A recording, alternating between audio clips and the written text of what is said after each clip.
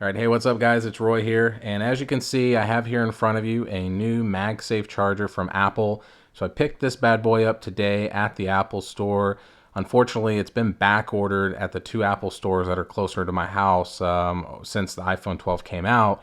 But as of today, they actually got a replenish of stock, and I was lucky to pick this last one up at the South Lake location in here in Texas. But anyways, it's $39. So it's around 42 bucks after taxes. So with this video, I'm going to do a quick unboxing, slap on the iPhone 12, maybe do a couple of case tests while I'm on here, and just kind of give you all my impressions of it and the build quality and whatnot. So without further ado, let's at least dive into the box itself. So box here, very small little box. I mean, as you can see, my thumb is almost the whole size or length of this box. So very tiny little box, nothing special. Got the logo, Apple logo there, MagSafe charger, have a picture of the charger itself. And then on this side here, basically it's just saying it's compatible with MagSafe for iPhone with the latest version of iOS. So I guess it's trying to say that you need iOS 14 or at least iOS 14. I know right now I have iOS 14.2 on my iPhone, but I guess you need to update it if you want to use it. This side, there's nothing. And then on the back, nothing special.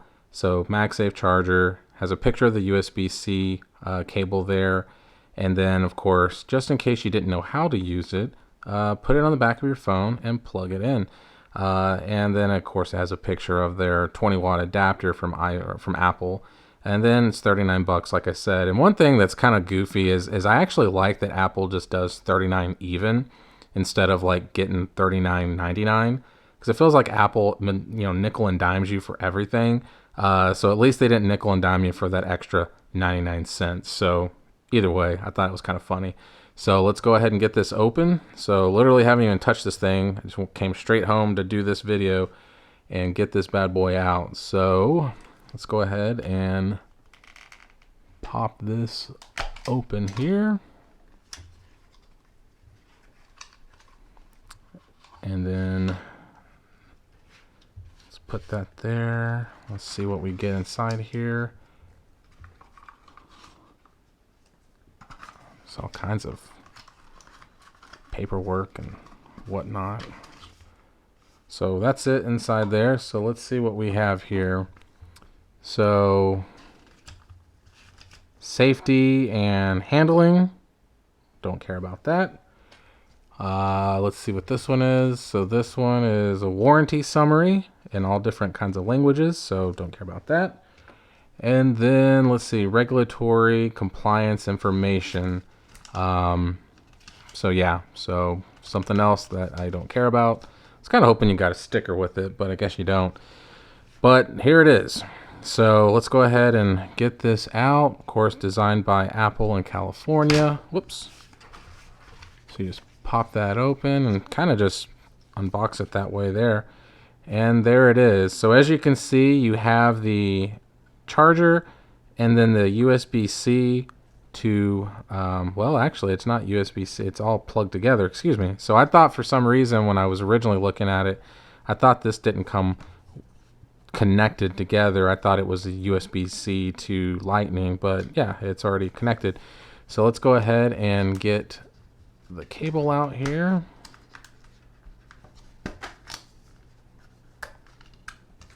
And then let's go ahead and pop the charger out, slide that out there. And here it is. And that's it.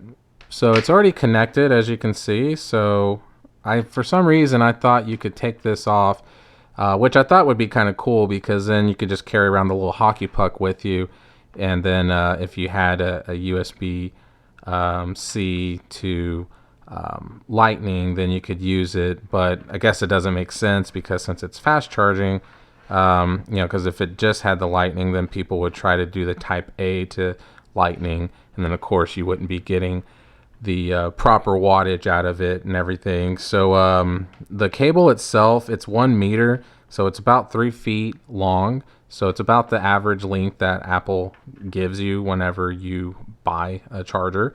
And then as far as the charger itself goes, it's very small. I mean, my thumb is literally bigger than the little circular charger here.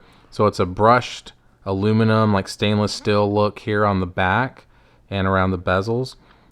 It's white here with a little bit softer material here. And then, of course, around the ring is also the metal bezel. And then there is some branding or something here, RNZ. So no Apple logo or anything on here. So no branding other than just these engravings that are on here. So pretty simple. Now it does deliver a grand total of 15 watts for peak power charging. So they do recommend that you use the 20 watt charger or the power adapter from Apple for this. But being an Android user and this being USB-C, I have plenty of plenty of USB-C adapters laying around that are going to deliver at least a minimum of 20 watts that I have. For example, like I have the 65 watt adapter from OnePlus that I use a lot lately. But just for video purposes, what I'm going to do actually, sorry if I bumped the camera there, is I'm going to just use this power adapter from Google. So it's a 18 watt power adapter that I had on my Google Pixel. So I'm just going to plug it in there. And then let me just stand up real quick and plug it into the outlet here above me. And there we go. And now it's plugged in. So let me grab my iPhone 12 real fast here. And let's go ahead and charge it. So I have the iPhone 12 with a skin from Soapy Guard on here. You can check the card out up above on the video review I did of this skin. So let's go ahead and see how it does with this. So literally I'm just going to place it down on it, and right away it immediately contacts with my phone. And as you can see with the animation there, so once I do it again, it immediately finds it and lets me know that it's charging. So I wish it would keep that animation up on the screen to let you know that it's still wirelessly charging. Obviously I know it's charging because it's showing me it's charging up here, but I wish, you know, it would still show you, like on the OnePlus device, I wish it would still show that on there. But as far as the magnet goes, it's pretty strong. I mean, I can immediately feel it wanting to grab it, and it doesn't move. So I mean, I'm shaking that pretty hard and it's not falling off. Now I wouldn't trust it like if it was in my car sitting on like a car vent and I hit a big bump. I don't think it would protect me there, but for the most part, yeah, it looks like it's snapping on there pretty good. Now as far as everything goes, like I said, it is a 15 watt peak charging. So what it does is it will intelligently adapt and optimize your charging capabilities depending on what power adapter you're using, what wattage your phone is currently at. So like I said, if you decided to use for example, right now, you know, I'm using an 18 watt charger. So I might not be getting complete 15 watt peak charging out of it right now. For example, which this is really weird, is if you have an iPhone mini, it actually doesn't allow you to take the complete control of that or complete, gosh, what's the word I'm thinking of right now? Oh my gosh, I'm having a brain fart here. But basically advantage, yeah, I don't know why I was thinking that. It won't let you take advantage of that 15 watt peak charging. So if you have an iPhone mini, you are only getting a max of 12 watts, which is really weird. I don't know why. I don't know if it has to do something with the smaller battery. I have no clue. But for the iPhone 12 mini, which I don't have, but if you have it, you're only getting a max of 12. Now, the other cool thing about the charger is it does act as a Qi wireless charger for other products. So if you have anything else that is Qi wireless capable, then this will do that. So if you have AirPods or anything like that, you are able to charge AirPods with this. It does do a max of 7.5 watts just to make sure that it stays within compliance of the regulatory standards for that. So it's not going to overly charge it or affect it in any way. So obviously, you have a second gen AirPods or AirPods Pros, then you're able to use this. Another thing is the Apple Watch is in question. I don't personally know. I see online that someone said that they were able to get it to connect, but the reason why I don't think it will is because just like with my Samsung Active 2 here that I have, my Galaxy Watch Active 2, it's very similar as the way that you charge it, where you put it on a charger that's magnetically snaps on the back here, and then you're good to go. But you just don't normally just Qi wirelessly charge this. So if I put it on here, it's not going to charge it. So as you can see there, it's not on, it's not charging, nothing. So it just really depends. So obviously if you had like a smartphone or an Android or something, then obviously it's going to, but yeah, so that's it for that. Now let's go ahead and throw a case on the phone here. So I do have, like, for example, this basic clear case from Tozo that I did a review on.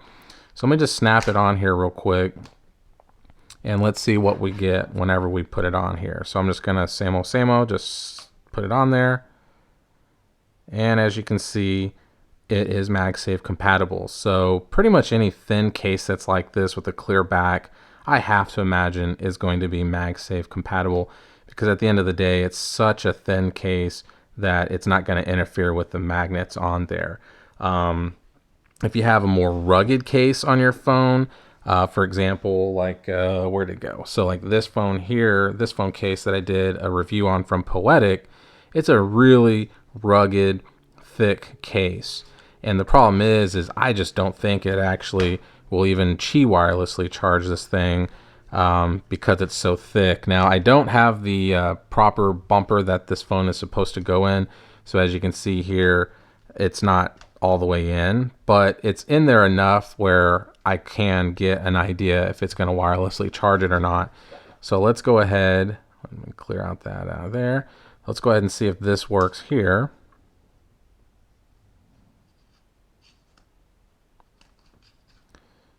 So nothing. And I thought that, because this case is super thick. Plus it has a kickstand in there, so it does affect that. Now I do have another clear case from that same company, from Poetic.